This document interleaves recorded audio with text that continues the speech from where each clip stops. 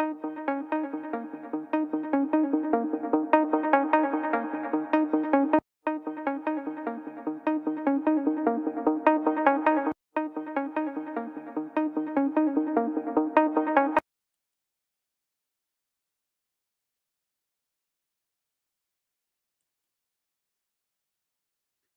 hi everyone. I hope everyone's well. Hope you're having a great day.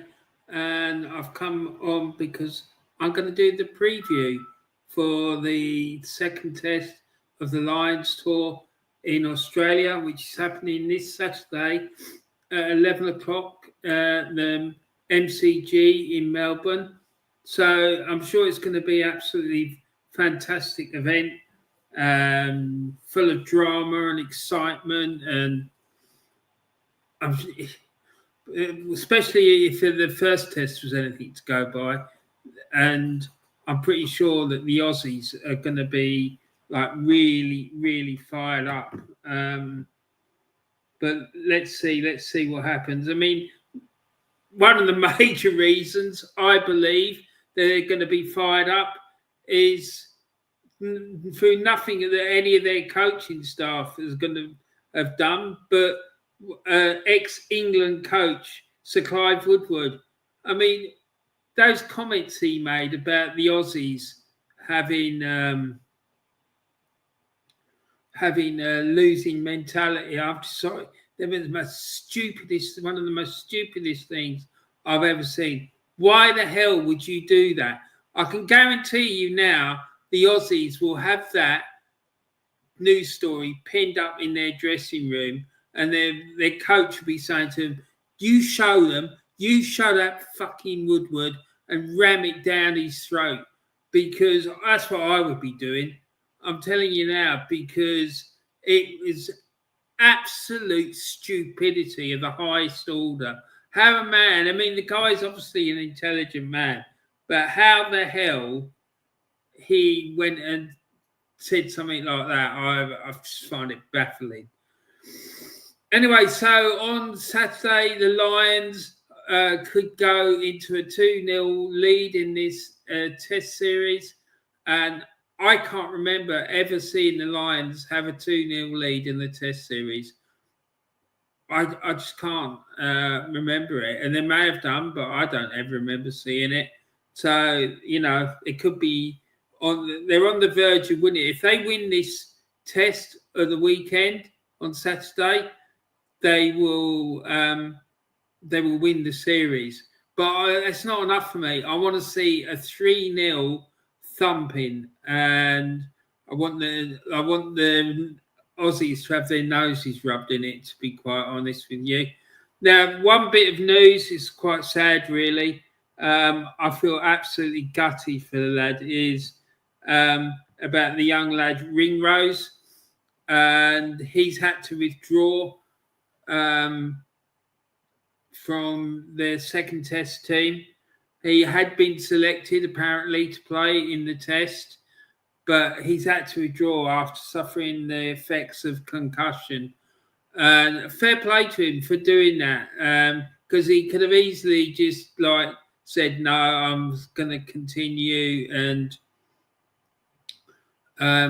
you know, just thought about himself. But he was selfless, and he put the needs of the team first, and fair play to him. And also, like, it's important that he looks after his own health. So fair play to the lad. I hope he gets another opportunity further down the line. But yeah, that's really, I feel really sad for him. Anyway, so the team has been announced. So let's have a look at the team. Well, the squad has been announced. Let's put it that way. So the match day squad was announced for the game on this coming Saturday, and I'm going to just talk you through it. So Andy Farrell has named the team that will take on the Wallabies in the second test of the Qatar Airways Lions Men's Series at the MCG in Melbourne on Well, for them it'll be Saturday night. For us, it's Saturday morning. Tour captain Maro Itoje of Saracen and England is partnered at lock by his fellow countryman and Leicester Tigers forward Ollie Chesham. Interesting. In the front row, it's the Leinster Rugby and Ireland trio of Andrew Porter, Dan Sheehan and Tug Furlong. The back row sees Leinster and Ireland's Jack Conan, and at number 8, it's Munster and Ireland's Tag Byrne, and at blindside, Sale Sharks and England's Tom Curry at open side. So let's just get that.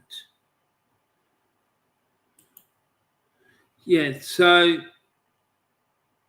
also we've got there and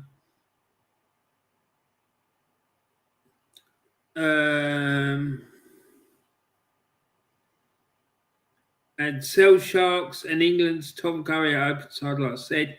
Leicester and Ireland's Jamieson, Gibson Park and Bath Rugby in Scotland's Finn Russell are named as the halfback pairing again. And Connacht Rugby and Ireland's Bundy Aki is partnered with Glasgow Warriors and Scotland's Hugh Jones in midfield. And the backfield combination of Leinster and Ireland duo, Hugo Keenan and James Lowe, and Northampton Saints and England, Tommy Freeman is unchanged from the first test. Lions head coach Andy Farrell says, "We put ourselves in a good position after the first test, but we know there'll be a massive reaction from this Wallaby team.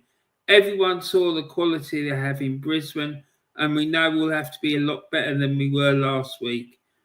The opportunity to play in front of 100,000 supporters at the MCG, one of the world's most iconic stadiums, is what makes Lions tours unique and special. And we know our Lions supporters will get behind the team on Saturday and create a fantastic atmosphere." So also, just to remind everyone, the game kicks off at 11 o'clock British Standard Time, 11 a.m. British Standard Time and Irish Standard Time, and it will be broadcast live on Sky Sports in the UK and Ireland, as well as TalkSport. So there you go. Got a couple of options there, but yeah, I want to when that camera goes on to the crowd and starts showing the crowd, I want to see a sea of red. I want to see Lions fans there in their numbers, and I know there will be. So I'm sure it's going to be a great occasion, and I agree with what Andy Farrell said about the fact they put themselves in a really strong position, and I'm pretty sure there will be a strong reaction, especially after what Clive Woodward said. I just can't believe that he said that. I just find it absolutely ridiculous. And I think he should be made to explain himself, because that is completely stupid thing to do. So this is the replacements. So you got Kelleher, Genge, Stewart, Ryan, Morgan, Mitchell, Farrell and Kinghorn. So that's the replacements. And so yeah, my thoughts about this match, I think the Lions will win. But I just want to say a few things about it. In that first test, I was extremely disappointed with Maro Itoje. All week, I've heard people going on about what a great player he is, what a great leader he is. I didn't see any of that. In fact, I saw someone who went onto that pitch and hid. I'm sorry, that is not acceptable, not in a Lions test. He didn't contribute anything to that team. In fact, I saw him every time the Lions were going attacking the Aussies. I just saw him hanging back. I'm sorry. If he was poor throughout the game, right? if I was coaching that team or I was responsible for that team, if I saw that again this coming Saturday, I'd hook him at half time if he carries on in the same vein, because it is not acceptable. You need your captain to lead from the front, and he didn't come anywhere near to it. And if it's down to me, I'd make Tag Furlong the captain. 100%.